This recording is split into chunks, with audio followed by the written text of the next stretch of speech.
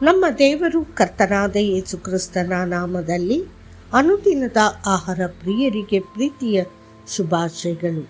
2025 August ತಿಂಗಳ 14ನೇ ತಾರೀಕಿನ ಗುರುವಾರದ ದೇವರ ವಾಕ್ಯವು, ನೀವು ಪ್ರಾರ್ಥಿಸುವಾಗ, ಆತನು ಪ್ರಾರ್ಥಿಸುತ್ತಿದ್ದಾಗ ಆತನ ಮುಖದ ರೂಪವು ಬದಲಾಯಿತು ಮತ್ತು ಆತನ ನಿಲುವಂಗಿಯು ಬಿಳಿಯಾಗಿ ಹೊಳೆಯುತ್ತಿತ್ತು.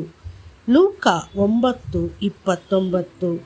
ಇಂದು ನಾವು ಪ್ರಾರ್ಥಿಸುವಾಗ ಅದು ಕರ್ತನಿಗೆ ಎಷ್ಟು ಸಂತೋಷವನ್ನು ನೀಡುತ್ತದೆ ಎಂಬುದರ ಕುರಿತು ಯೋಚಿಸೋಣ. ದೇವರು ತನ್ನ ಮಕ್ಕಳ ಪ್ರಾರ್ಥನೆಗಳಲ್ಲಿ ಸಂತೋಷಪಡುತ್ತಾನೆ. ಆತನು ಉತ್ಸಾಹದಿಂದ ಕೇಳುವುದಲ್ಲದೆ ಕೃಪೆ ಮತ್ತು ಶಕ್ತಿಯಿಂದ ಪ್ರತಿಕ್ರಿಯಿಸುತ್ತಾನೆ. ಪ್ರಾರ್ಥನೆಯು ನಮ್ಮನ್ನು ದೇವರ ಹತ್ತಿರಕ್ಕೆ ಸೆಳೆಯುತ್ತದೆ. ಅದು ಆತನ ಹೃದಯಕ್ಕೆ ಸಂತೋಷವನ್ನು ತರುತ್ತದೆ.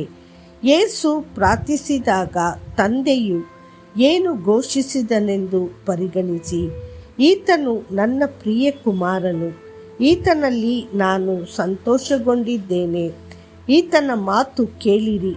ಪ್ರಾರ್ಥನೆಯಲ್ಲಿ ಆತನನ್ನು ಹುಡುಕುವವರಲ್ಲಿ ಕರ್ತನು ಕಂಡುಕೊಳ್ಳುವ ಆನಂದ ಅಷ್ಟೊಂದು. ವಿವಿಧ ರೀತಿಯ ಪ್ರಾರ್ಥನೆಗಳಿವೆ.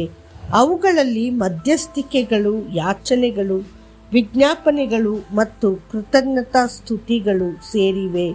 ಯಾವುದೇ ರೂಪದಲ್ಲಿದ್ದರೂ ದೇವರು ತನ್ನ ಮಕ್ಕಳು ಪ್ರಾರ್ಥಿಸಿದಾಗ ಸಂತೋಷಪಡುತ್ತಾನೆ. ಸತ್ಯವೇದವು ಹೇಳುತ್ತದೆ, ಅವನು ದೇವರನ್ನು ಪ್ರಾರ್ಥಿಸುವನು ಮತ್ತು ಅವನು ಅವನಲ್ಲಿ ಸಂತೋಷಪಡುವನು. ಅವನು ಆತನ ಮುಖವನ್ನು ಸಂತೋಷದಿಂದ ನೋಡುವನು, ಏಕೆಂದರೆ ಆತನು ಮನುಷ್ಯನಿಗೆ ತನ್ನ ನೀತಿಯನ್ನು ಪುನಃಸ್ಥಾಪಿಸುತ್ತಾನೆ. ಯೋಬ 33:26. ಯೇಸು ಕ್ರಿಸ್ತನು ಪ್ರಾರ್ಥನಾ ಜೀವನಕ್ಕೆ ಒಂದು ಮಾದರಿ.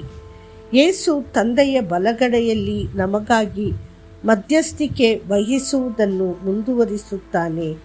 ಪವಿತ್ರಾತ್ಮನು ಪ್ರಾರ್ಥನೆಯಲ್ಲಿಯೂ ಮಧ್ಯಸ್ಥಿಕೆ ವಹಿಸುತ್ತಾನೆ.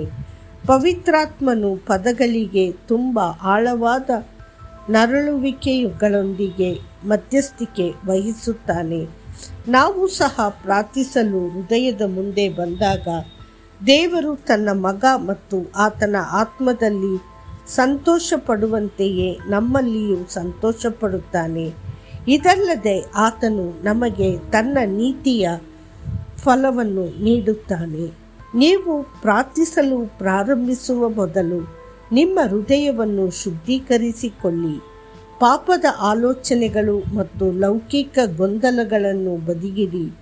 ನಿಮ್ಮ ಹೃದಯವು ದೇವರ ಮುಂದೆ ನೇರವಾಗಿರಲಿ. ನಾವು ನಮ್ಮ ಹೃದಯಗಳಲ್ಲಿ ಅನ್ಯಾಯವನ್ನು ಇಟ್ಟುಕೊಂಡರೆ ಕರ್ತನು ನಮ್ಮ ಪ್ರಾರ್ಥನೆಯನ್ನು ಕೇಳುವುದಿಲ್ಲ. ಮತ್ತೊಂದೆಡೆ ಯಥಾರ್ಥವಂತರ ಪ್ರಾರ್ಥನೆಯು ಆತನಿಗೆ ಆನಂದ. ಜ್ಞಾನೋಕ್ತಿಗಳು 15:8. ಶಿಷ್ಯರು ಯೇಸುವಿನ ಆನಂದವನ್ನು ಅನುಭವಿಸಲು ಬಯಸಿದರು. ಅದಕ್ಕಾಗಿಯೇ ಅವರಲ್ಲಿ ಒಬ್ಬನು ಯೇಸುವಿನ ಬಳಿಗೆ ಬಂದು, ಕರ್ತನೇ, ನಮಗೂ ಪ್ರಾರ್ಥಿಸುವುದನ್ನು ಕಲಿಸು ಎಂದು ಕೇಳಿದನು. ಲೂಕ 11:1. ಅವರು ಆತನನ್ನು ದೆವ್ವಗಳನ್ನು ಬಿಡಿಸುವುದು, ನೀರನ್ನು ದ್ರಾಕ್ಷಾರಸವನ್ನಾಗಿ ಮಾಡುವುದು ಅಥವಾ ರೊಟ್ಟಿ ಮತ್ತು ಮೀನುಗಳನ್ನು ಹೆಚ್ಚಿಸುವುದು ಹೇಗೆಂದು ಕಲಿಸಲು ಕೇಳಲಿಲ್ಲ.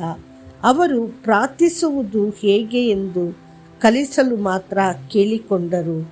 ದೇವರ ಪ್ರಿಯ ಮಕ್ಕಳೇ, ಪ್ರಾರ್ಥಿಸುವವನು ಕರ್ತನ ಕೃಪೆಯಿಂದ ತುಂಬಲ್ಪಡುತ್ತಾನೆ.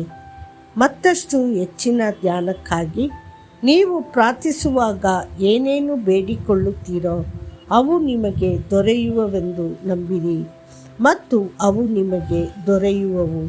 ಮಾರ್ಕ 11:24. ಕರ್ತನು ನಿಮ್ಮನ್ನು ಆಶೀರ್ವದಿಸಲಿ. ಆಮೇನ್.